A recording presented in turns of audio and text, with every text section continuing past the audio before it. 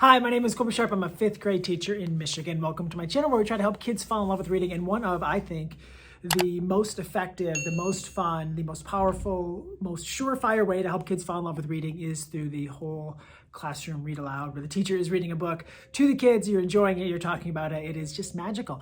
And I, Colby Sharp, fifth grade teacher here in the classroom next door to where I am recording this video, fell in love with reading hardcore when Mrs. Collins read us Gary Paulson's Hatchet. So every time that I have the opportunity to read a book aloud to kids, I take it very seriously because I know the power and the impact that this read aloud could possibly have on the readers in my classroom. And I can only hope that a book that I will pick will have the same impact that Hatchet had on me. We have read aloud 2 books so far this school year, and they were both huge hits. Giant successes. The first one was The Strange Case of Origami Yoda by Tom Engelberger. The kids love this. The story is told in case files. It's phenomenal. It's fantastic. So many kids have gone on to read additional books in the series, and paper Yodas are all over the school because of it. And the second book, we went a little different. We went with a novel in verse. We read Lisa Phipps' Starfish, which is a beautiful and important book. It really rocked my kids.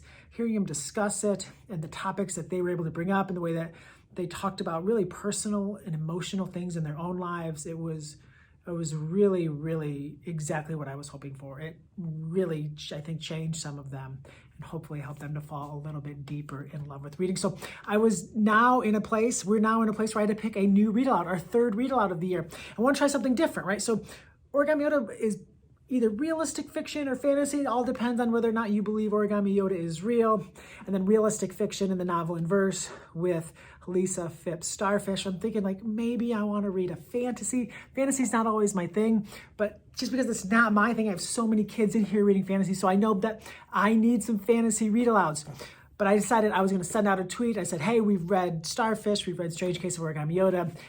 Twitter, do you have any suggestions for read alouds? And I got so many amazing responses of so many amazing books that I have loved reading aloud, books that I've thought about reading aloud, books that I never would have thought to read aloud are some of teachers' favorites. And isn't that what makes it so magical to read aloud, that we're all reading so many different things and having these books are having similar impacts on kids. It makes my heart so happy.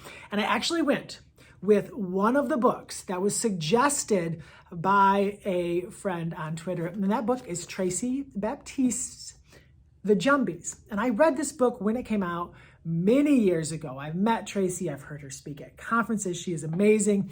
This book is wonderful, but I never thought about reading it aloud, partly because fantasy stresses me out a little bit, worries me. Just keeping it all together, it's not my comfort zone, even though it was the global read aloud selection at one point. But I decided to do it. I decided to start it. We started it 2 days ago. The first day we read 2 chapters. The next day we read 1 chapter for a total of 3 chapters.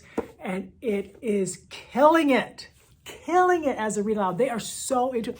They're like a little creeped out. They're a little scared, which is fascinating because they watch all of the shows on TV, right? Like they watch Stranger Things. They watch these creepy abandoned house things and all these other things that I'm like, oh, please don't tell me about these shows you're watching. But they're like, this is kind of scary, Mr. Sharp. And I go, scary, but like you watch all this stuff, Stranger Things is so scary. And they're like, but we know Stranger Things isn't real. I'm like, well, tell me more about that. They're like, yeah, but when we're reading that book, when you're reading it and we're talking about it, it feels so real, like it's actually happening. I don't know. That statement really blew my mind. This book is rocking our classroom. I cannot wait to see how it goes the rest of the book. Can't wait to see how many kids pick up book 2 and book 3. I'm so excited for our new read aloud. I hope you're reading aloud something amazing. If you made it to the end of this video, it means the world to me. Let me know down in the comments what your favorite read alouds are. I would love to continue to try new books because it's working out for me right now. Again, my name is Colby Sharp. Thanks for tuning in. I hope you have an awesome-tastic day.